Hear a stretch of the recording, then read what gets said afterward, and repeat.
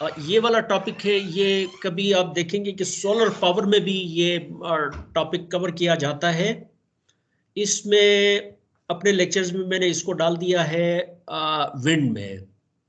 Basic concept ये है, green house effect का नाम तो आपको पता है कि इसका मतलब ये है कि जो डिफरेंट टाइप्स ऑफ गैसेस होती हैं वो सोलर, जो हाई फ्रिक्वेंसी की सोलर रेडिएशंस पेनिट्रेट करती हैं, ठीक है। उसके बाद फिर वो हीट में कन्वर्ट, हीट एनर्जी जो फोटॉन्स हैं, ठीक है, वो फिर एब्जॉर्ब हो जाते हैं ज़मीन की सरफेस से, एटमॉस्फेयर है, वहाँ से फिर हाई वेवलेंथ की रेडिएशंस प्रोड्यूस हो जाती हीट, और जब ये स्केप करना चाहती हैं ये रेडिएशंस तो अर्थ की जो एटमॉस्फेयर है उसको ट्रैप करती है। इस वजह से ग्लोब का जो एवरेज टेम्परेचर है it is probably 15 degree centigrade है पूरे साल का, अगर हम टेम्परेचर, एवरेज टेम्परेचर ले लें, ठीक है। ग्लोबल वार्मिंग जिसकी हम बात करते हैं, तो ये एवरेज जो टेम्परेचर है 15 के बजाय अब सिंस इंडस्ट्रियल रेवोल्यूशन, ठीक है, it has raised from 1 degree change हो गया है,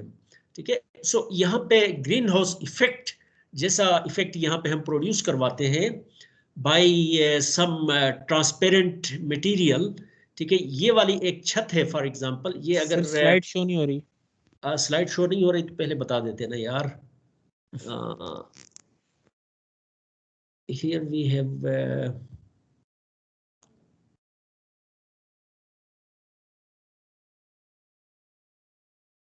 ये वाला जो, ठीक है, तो उसमें हम देखते हैं कि यहाँ पे एक रूफ है, ये वाला जो सर्कल जो दिखाई ये एक रूफ है, and this is made of some glass for example, transparent material का, जिसमें से सोलर रेडिएशंस अंदर जा सकती हैं। कोई प्लास्टिक हो सकता है या कोई और मटेरियल हो सकता है, और ये बहुत बड़ा एरिया होता है, may be 2 kilometre square, 5 kilometre square, बहुत बड़े एरिया में आप एक इस तरह का एक रूफ बनाते हैं, ठीक है। और उसमें सोलर रेडिएशन जब इसमें से अंदर चली जाती हैं, उसके बाद फिर अंदर जो एयर है ये हीट हो जाती है, ठीक है। इसके बाद ये सोलर रेडिएशंस जब ये इसमें से एस्केप करना चाहती है तो of course they are retained within this roof, ठीक है। और उसकी वजह से अंदर जो एयर है उसका टेम्परेचर ज्यादा हो जाता है। जिस तरह आप गाड़ी को अगर कहीं खड़ी करके बाहर निकल जाते हैं, थोड़ी देर के बाद वापस आ जाते हो, ये अंदर से बहुत ज्यादा गर्म हो जाती है। उसकी वजह क्या है, शीशों में से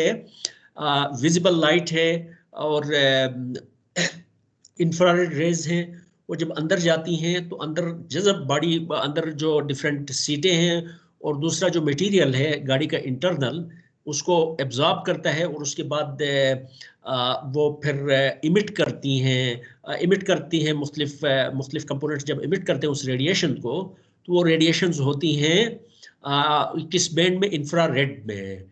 और ये जो शीशा है इसकी ये प्रॉपर्टी है, ये इंफ्रारेड रेडिएशंस को रिफ्लेक्ट बैक करता है। तो इस वजह से गाड़ी के अंदर आप देखते हैं कि जब इसका गर्मी में कहीं खड़ी करके जाते हैं, वापस आते हैं तो वो अंदर से बहुत ज़्यादा गर्म हो जाती है, ठीक है। तो same phenomena is here, solar radiation जब इस ट्रांसपेरेंट मटेरियल में से गुजर के अंदर चली जाती हैं तो अंदर जो एयर है ये वेरी हॉट हो जाती है, एक्सटर्नल जो एयर है उसका टेम्परेचर इंटरनल के मुकाबले में कम होता है, जिसकी वजह से ये जो चिमनी बनाई है इसमें से एयर गोज थ्रू जिस चिमनी एट हाई स्पीड, और यहाँ पे चिमनी के बेस पे इस लोकेशन पे हम विंड टरबाइन हम लगाते हैं, टरबाइंस हम लगाते हैं, ठीक है। जब ये एयर यहाँ से तेजी से गुजरती है तो इन टरबाइंस को रोटेट करवाती है, और उसकी वजह से फिर you can, if these turbines they are connected with the generator, so you will get electricity. now how much the wind is produced, air का जो फ्लो है वो किसकी वजह से होता है, it is due to the pressure difference at this location, external और इंटरनल जो प्रेशर डिफरेंस उसकी वजह से होता है। और जैसा कि हमने लास्ट टाइम कूलिंग टावर्स की बात की थी तो उसमें भी हमने देखा था कि प्रेशर डिफरेंस जो है इंटरनल और एक्सटर्नल का वो किसके बराबर है, rho naught minus rho I is internal temperature, internal density है एयर की, और rho naught is external density, external air की, और H is the height of the tower.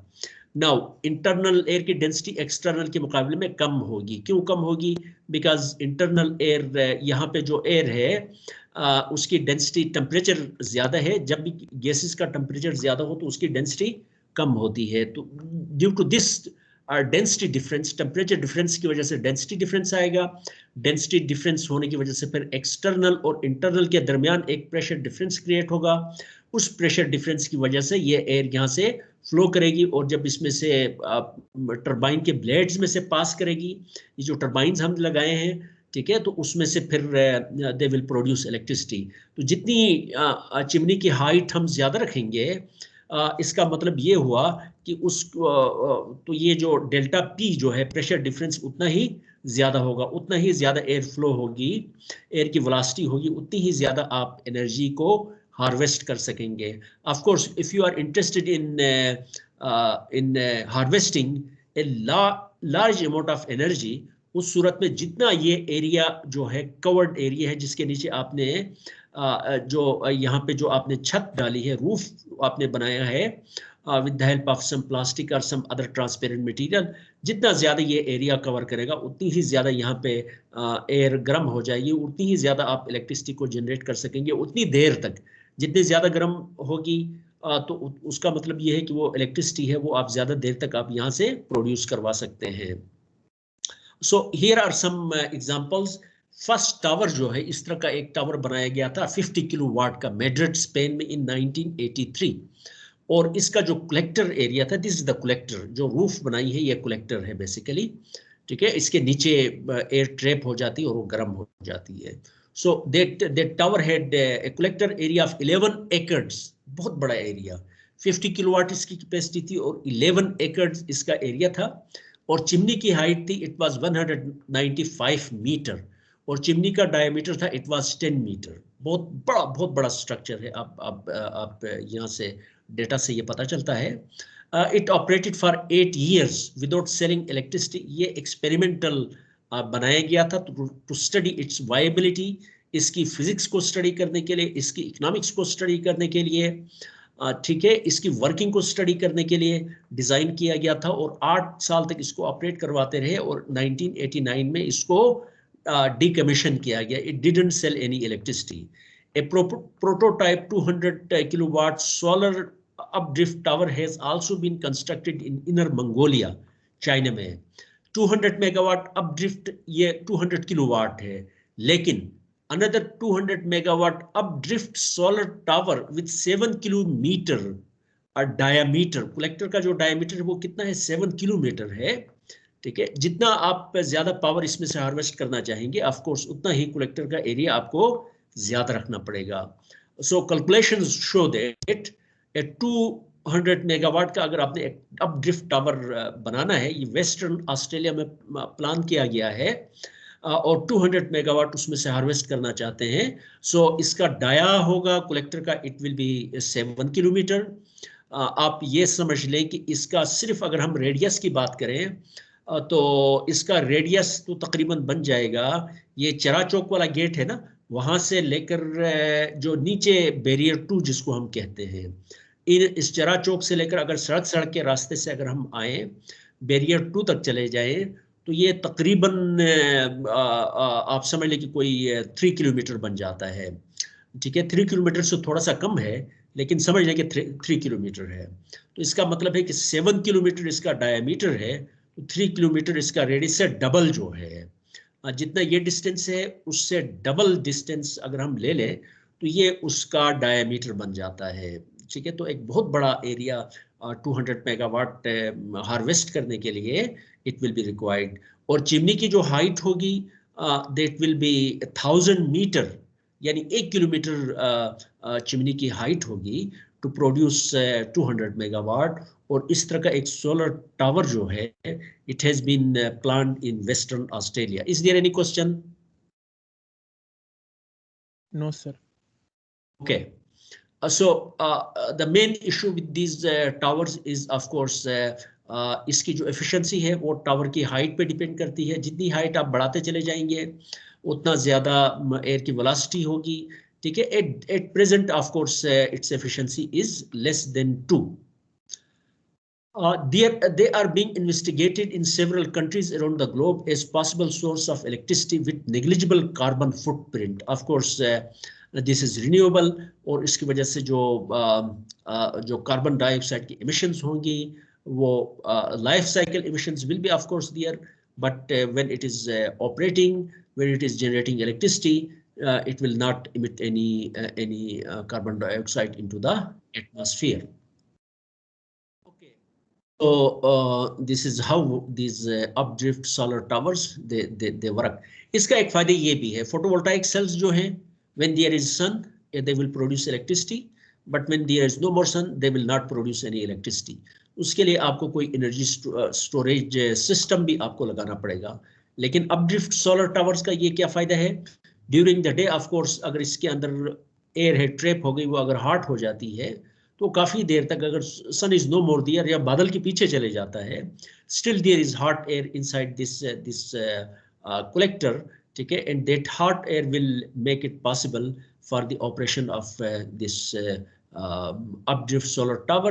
It will just keep on producing electricity even if there is no more sun for some time of course, ठीक है, और अगर बादल के पीछे चला गया तो तब भी ये इलेक्ट्रिसिटी प्रोड्यूस करता रहेगा.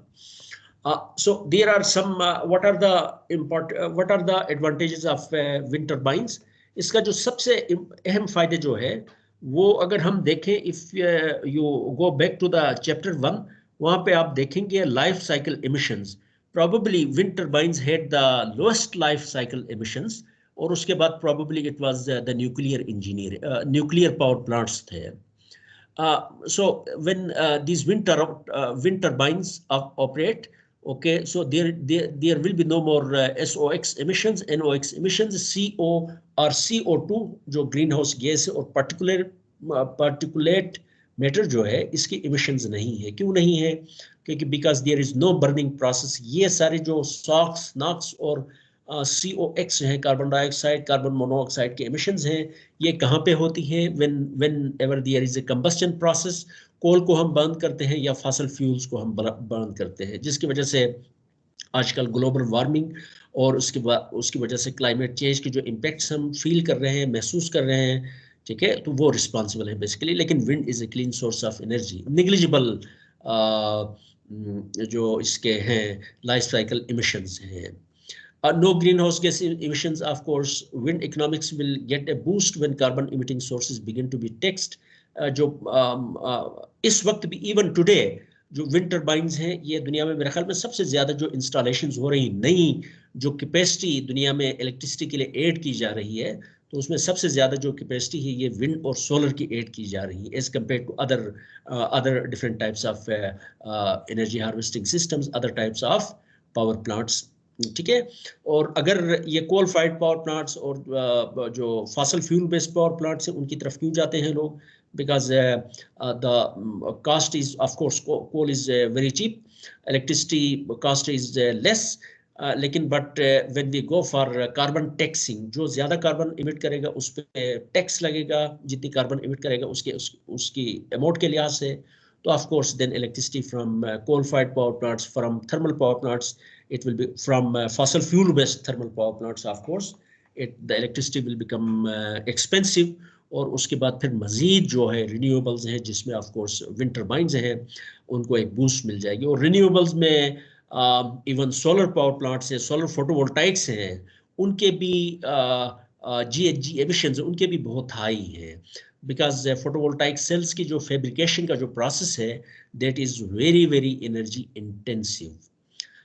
इसके अलावा इसके तो ये पॉजिटिव एस्पेक्ट्स हो गए, because there are no pollutants emitted by wind turbines when they are in operation. No greenhouse gases are there, but they have also some negative impacts. इसमें से bird kills हैं. Wind turbines जब rotate कर रहे हो तो उसमें से birds जब गुजरने की कोशिश करते हैं तो of course they will be killed.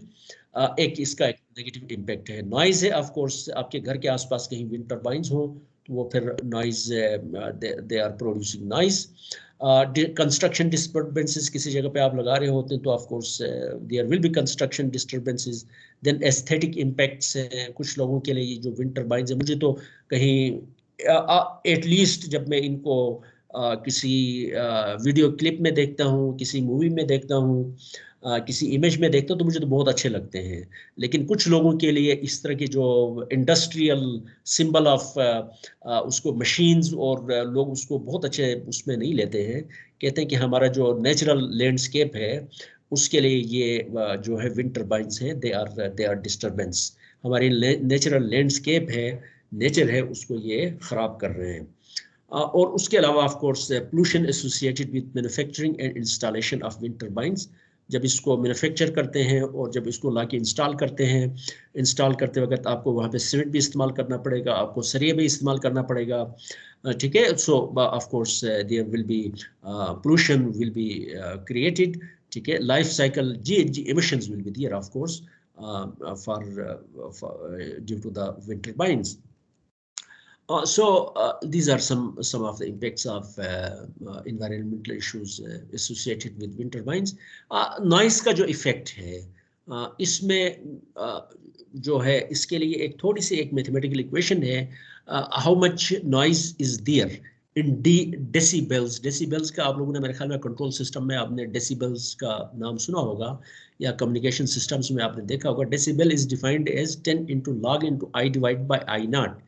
इसमें जो नॉइज जो क्रिएट होता है डेसिबल में, how much noise is there.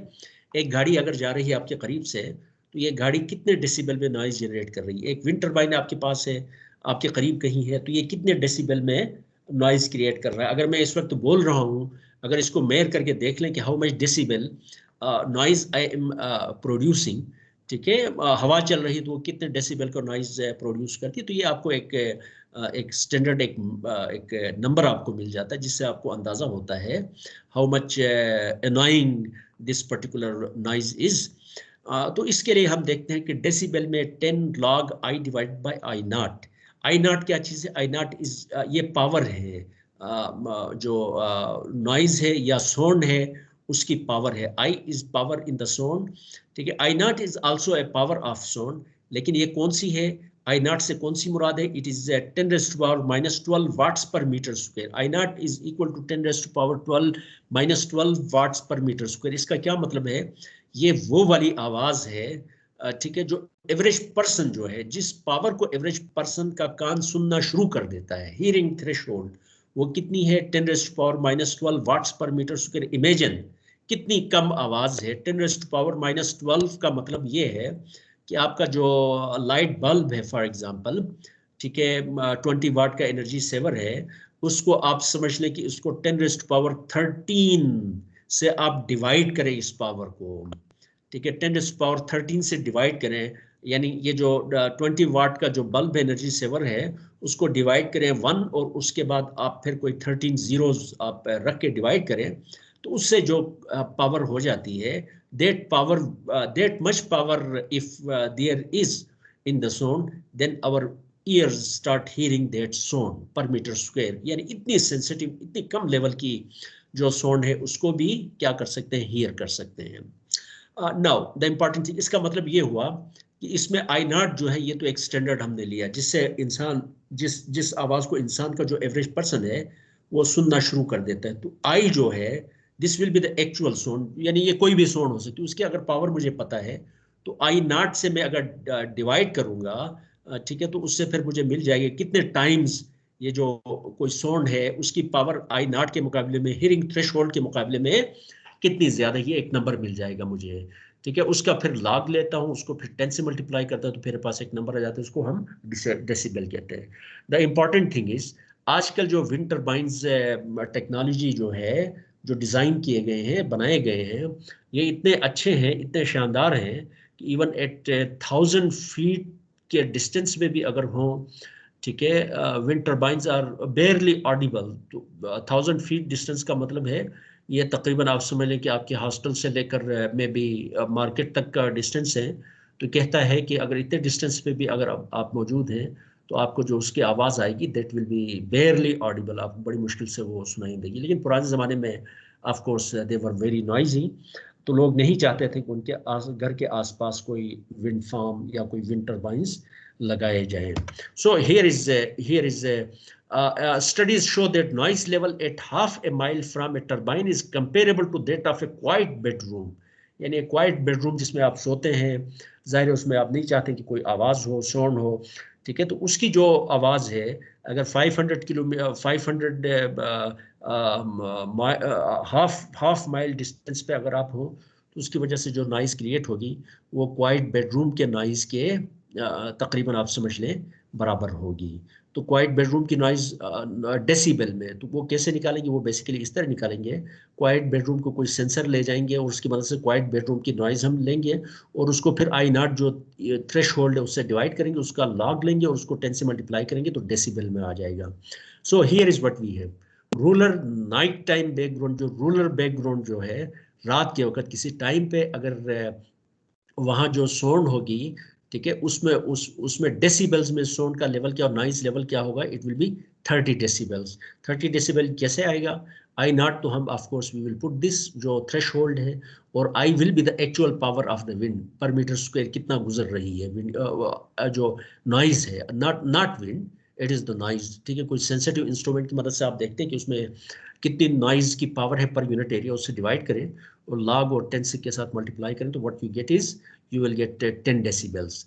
Quite bedroom में जो नॉइज का लेवल होता है इट इज़ 35 डेसिबल, जबकि विंड फार्म अगर है at a distance of 350 meter के डिस्टेंस पे अगर है तो उसकी वजह से नॉइज होता है इट इज़ 40 डेसिबल, जबकि car at 40 miles per hour at 100 meter distance पे अगर कार गुजर रही है और 40 माइल्स पर आवर की स्पीड से अगर गुजर रही हो तो उसकी वजह से फिर जो नॉइज होता है डेट इज उसका लेवल जो है that is 55 decibel.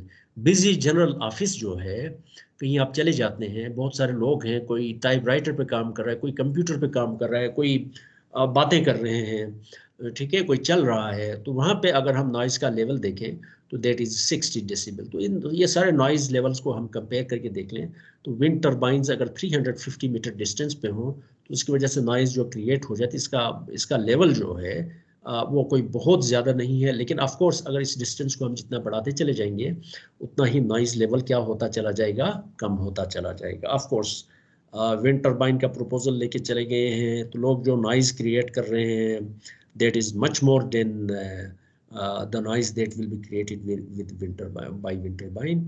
Then of course इसमें जो बर्ड्स हैं, जो इन्वायरमेंटलिस्ट जो हैं उनको इस पर शदीद एतराज़ है कि ये विंड टर्बाइंस जो हैं वो बर्ड्स को, डिफरेंट टाइप्स के बर्ड्स को मारते हैं, और माइग्रेटिंग बर्ड्स हैं जो उससे जो नॉर्थ से सर्दियों में माइग्रेट करके साउथ की तरफ आते हैं।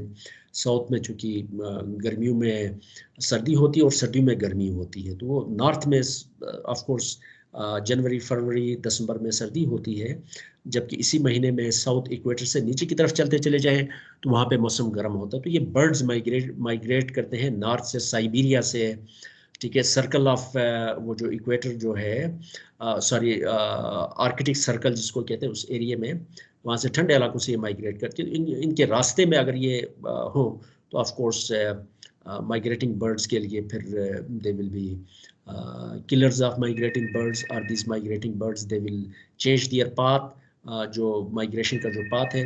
तो उसमें फिर देखें, यहाँ पे एक मिनट ज़रा मैं फ़ोन उठाता हूँ बेटा, उसके बाद बात करते हैं। जी सर। हेलो, जी जी,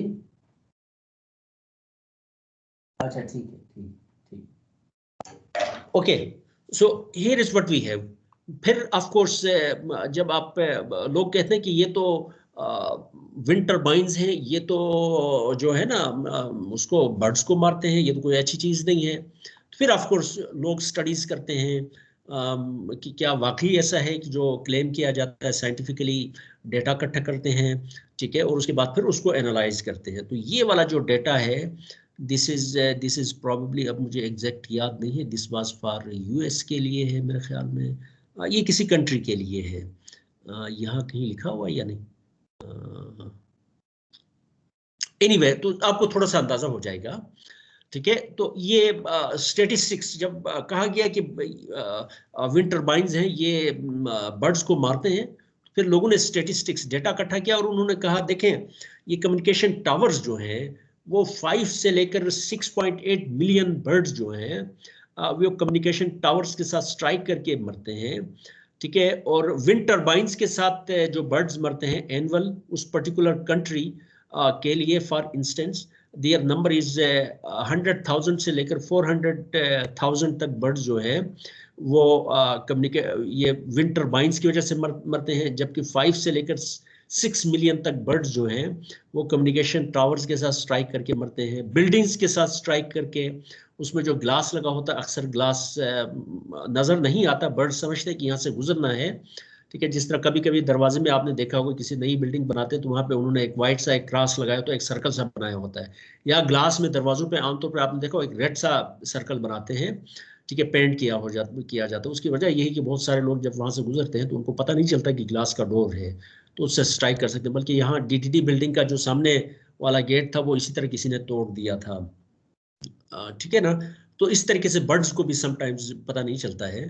तो स्टेटिस्टिक्स ये बताती हैं कि 100,000 से लेकर 1 बिलियन तक बर्ड्स जो हैं they die when they strike with the buildings. ये किसी खास कंट्री या किसी शहर किसी कंट्री के लिए है बेसिकली डेटा। केट्स जो है डोमेस्टिक केट्स हैं वो तकरीबन आप समझ लीजिए 365 मिलियन से लेकर 1 बिलियन तक बर्ड्स हैं वो केट्स एनुअली खाती हैं। ऑटोमोबाइल्स के साथ स्ट्राइक करके या उनके नीचे आकर तकरीबन 60 मिलियन से लेकर 80 मिलियन तक बर्ड्स एनुअली मरते हैं। फिर एग्रीकल्चर पेस्टिसाइड्स जो हैं उसमें जब पेस्टिसाइड्स हम डालते हैं उसके लिए तो वहाँ पे उसकी वजह से जो बर्ड्स हैं वो तकरीबन 67 मिलियन से लेकर 90 मिलियन तक डेथ्स हो जाती हैं बर्ड्स की। Power line electrocutions and collisions, power line के साथ स्ट्राइक करके बहुत सारे बर्ड्स, अक्सर आपने पावर लाइंस पे आपने देखा होगा कोई ना कोई, खासकर ये जो हैं बेट्स हैं वो अक्सर लटक रहे होते हैं, ठीक है। So hundreds of thousands of birds से लेकर 175 मिलियन तक बर्ड्स जो हैं वो पावर लाइंस की वजह से वहाँ पे करंट लगती है और उसकी वजह से मरते हैं। तो इसका लुब्बे लुबाब ये है, एंड रिजल्ट ये है कि विंड टर्बाइंस, ये स्टडी ये शो करती है कि विंड टर्बाइंस की वजह से जो बर्ड्स की मॉर्टेलिटी है that is much much less than the mortality of the birds due to some other reasons, ठीक है। लेकिन sometimes इस तरह की जो studies होती हैं these are also sponsored, for example कोई विंड की जो कंपनियां हैं it is possible, ठीक है, तो वो स्पॉन्सर करती हैं, तो वो स्टडीज हमेशा टिल्टेड होती हैं जो कंपनियां स्पॉन्सर करती हैं। फिर उनके इस तरीके की स्टेटिस्टिक्स और डेटा वो प्रोड्यूस करती हैं और इस तरह की रिसर्च आउटपुट्स देती हैं जिसमें उस कंपनी को इनडायरेक्टली फायदा हो जाए। Is it clear? बिल्कुल सर क्लियर है। ये किस कंट्री के लिए मुझे याद नहीं, ये डेनमार्क लिखा होगा यूनाइटेड स्टेट्स लिखा हुआ है इसके ऊपर। किसे लिखा हुआ सर थर्ड लाइन में देखिए लिखा होगा shown for the United states. हाँ यूनाइटेड स्टेट्स के लिए, मेरे ज़हन में डेनमार्क का था, पता नहीं क्यों। शो ठीक है, good, okay. So of course dirty energy, हम फॉसल फ्यूल्स को बर्ड्स के पॉइंट ऑफ व्यू से देखें तो ये भी डर्टी एनर्जी है, और ये जिसको हम क्लीन एनर्जी कहते हैं बर्ड्स के लिए, of course this is also a dirty energy. Then of course इसकी वजह से ये थोड़ा सा कार्टून्स वगैरह इनको ज़रा देख लें, जिस तरह इन्वायरमेंटल इम्पैक्ट्स हैं, लोग पीपल डू नॉट वांट कि इस तरह की जो चीज़ें हैं टर्बाइंस उनके घर के करीब कोई जो है ना लगे हुए हों, they don't like. Of course solar powers, solar panels हैं और विंड टर्बाइंस हैं, they also produce huge amount of green house gases during their manufacturing. लेकिन ऑफ कोर्स जब इसको हम कंपेयर करते हैं कि जितने भी एनर्जी हार्वेस्टिंग, एनर्जी तो हमने हार्वेस्ट करनी है, ठीक है, तो कंपेयर करते हैं तो उन सब के मुकाबले में जो विंड टर्बाइंस हैं इनकी GHG एमिशन सबसे कम है। इनकी मेरे ख्याल में कोई जो मुझे याद पड़ता लाइफ साइकिल एमिशन जो थे it was 25 ton per gigawatt hour, it was something like that. उसको ज़रा पहले चैप्टर में जाके देख लें। सो हियर वी हैव, अगर हम पाकिस्तान की बात करें तो पहला विंड फार्म जो था पाकिस्तान में इट वाज इंस्टॉल्ड इन 2012। जम्पीर का इलाका, बेसिकली ये वाला एरिया जो है विंड का एटलस है, ये यूएसएड की मदद से विंड का एटलस बनाया गया डिफरेंट रीजन्स पे, what is the velocity of the wind, जिसकी हम बात करते हैं, जाके हम सेंसर्स वगैरह इंस्टॉल करते हैं, उसके बाद फिर हम डेटा को इकट्ठा करते हैं बेसिकली। ठीक है, तो सो दे डेटा, उस डेटा की मदद से फिर आप अंदाज़ा लगा सकते हैं कि कौन से एरियाज़ हैं जहाँ पे विंड टर्बाइंस को इंस्टॉल किया जा सकता है। तो ये कलर्स के साथ यहाँ पे कलर स्कीम है, और उसके बाद फिर इसको इसके साथ ज़रा मैच करके देख लें तो प्रॉबली ये वाला जो रीजन है ये आउटस्टैंडिंग, अब मेरे ख्याल में तो यही वाला कलर है, ये आउटस्टैंडिंग वाला कलर मेरे ख्याल में तो ये वाला है, क्योंकि ये जो सिन का ये वाला अलग है, ये बहुत अच्छा है विंड टर्बाइंस के sir point rid of view colour से। है। ये कौन सा कलर है, यहाँ पे नजर आ रहा है रेड। Red colour? ये असल में थोड़ा सा कलर पार्शियली कलर ब्लाइंड हो, तो मुझे कलर्स का कोई बहुत ज्यादा अंदाजा नहीं होता है। ये वाला कलर और ये वाला सेम है, ये वाला और ये वाला? सर मैं जूम करके देखता हूँ। नहीं सर ये एनीवे ऑरेंज है। एनीवे तो इसका मतलब इस तरह के वो जो विंड एटलस बेसिकली बनाते हैं, वहां से फिर आपको पता चलता है कि कौन सी जगह है जहाँ पे विंडी साइट है, जहाँ पे विंड टर्बाइंस लगाने चाहिए। तो 50 मेगावाट का wind turbine it was installed in December 2012 में। जिम्पीर का इलाका है बेसिकली, पाकिस्तान में जिम्पीर का इलाका है, गारू का इलाका है, जो कि जिसको हम विंड कॉरिडोर भी कहते हैं। वो बहुत अच्छा एरिया है जहाँ पे बहुत अच्छी ये इसको wind corridor here we have.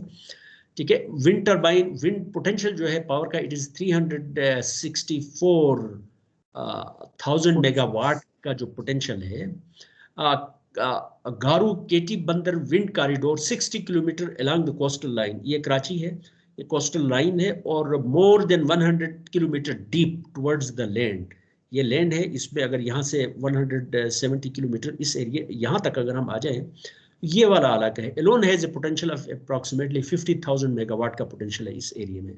यहाँ से हम जनरेट कर सकते हैं 50,000 मेगावाट। तो इसमें जिम्पीर जो है वहाँ पे, जिस तरह मैंने आपको बताया कि जर्रू कंपनी है, टर्किश कंपनी है, उसने सबसे पहले अपना विंड फार्म यहाँ पे इंस्टॉल किया था।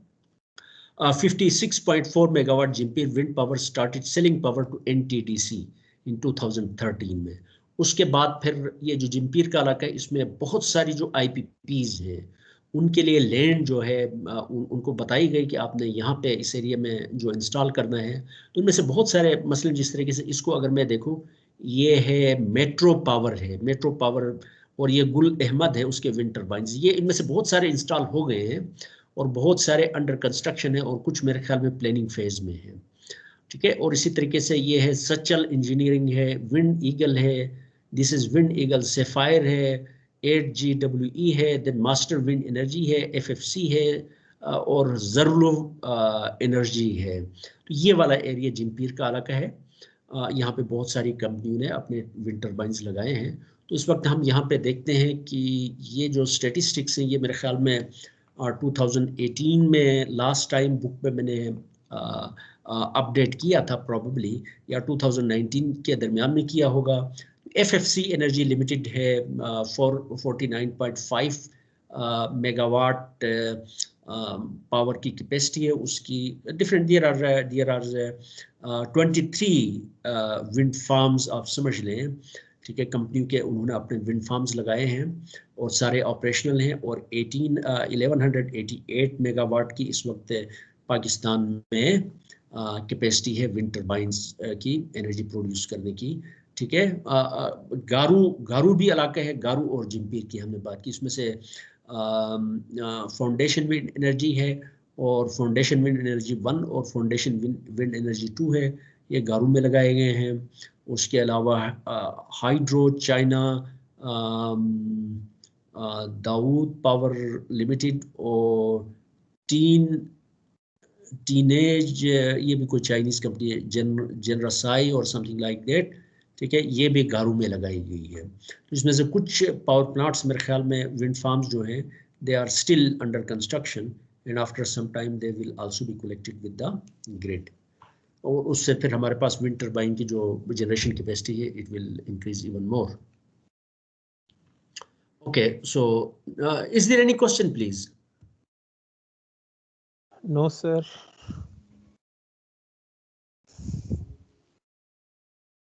आए कम है बहुत? नहीं सर पूरे आए। पूरे हैं स्टूडेंट्स? मतलब जितने नॉर्मल आते हैं उतने ही हैं।